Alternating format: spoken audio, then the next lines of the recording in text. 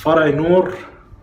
يا سلام، والهورن الكبير ده، الهورن اللي بيتعلق فوق، هورن حلو على كيفك كده. السلام عليكم ورحمة الله وبركاته. النهارده هنتكلم عن افراح زمان، ويا محلاها افراح زمان.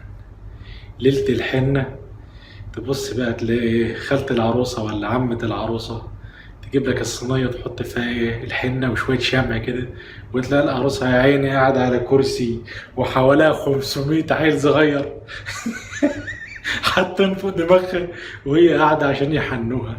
العريس نفس الحكاية، تلاقيها قاعد على الكنبة وحاطط الترابيزة قدامه وتحته الحنة وبيتحنى، وجنبه بقى قدامه بقى الفتين السجاير كده، اصحابه جايين يحينوه بالسجاير، وخد يا اسطى وخد يا شال اللي جاي يديله علبة سجاير 10 جنيه 5 جنيه.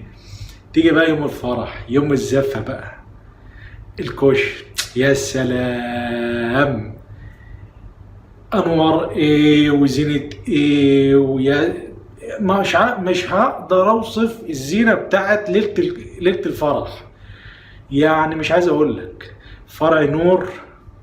يا سلام، والهورن الكبير ده، الهورن اللي بيتعلق فوق، هورن حلو على كيفك كده، ومسجل بسماعة، وشريط بقى فاطمة عيد على كان فاطمة عيد هي اللي كانت ماشية، والمعلم بقى النبطشي، كان احسن واحد في البلد نبطشي. يخش بقى عشان خاطر العريس اول وتاني، وخال عروسه اول وتاني وتالت ورابع، اول وتاني وخامس وسادس. تخش بقى على كشك الفرح، كنبه جميله،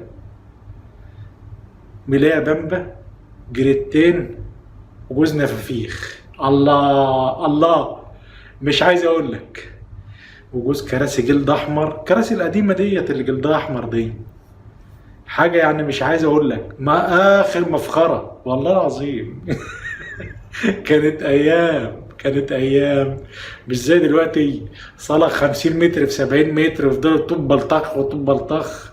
ما ينفعش الكلام ده. ومشروبات الافراح مش بيست وسيفن اب والكلام الجماعة بتوع دول، لا مفيش الكلام ده. شربات، هات يا جدع الطشت واملى وكب ويلا، نفس الكوبايه كوب من الكوبايه وحطه وشيله وعمل. ايام يا جدع. تحياتي لكم يا جماعه، السلام عليكم.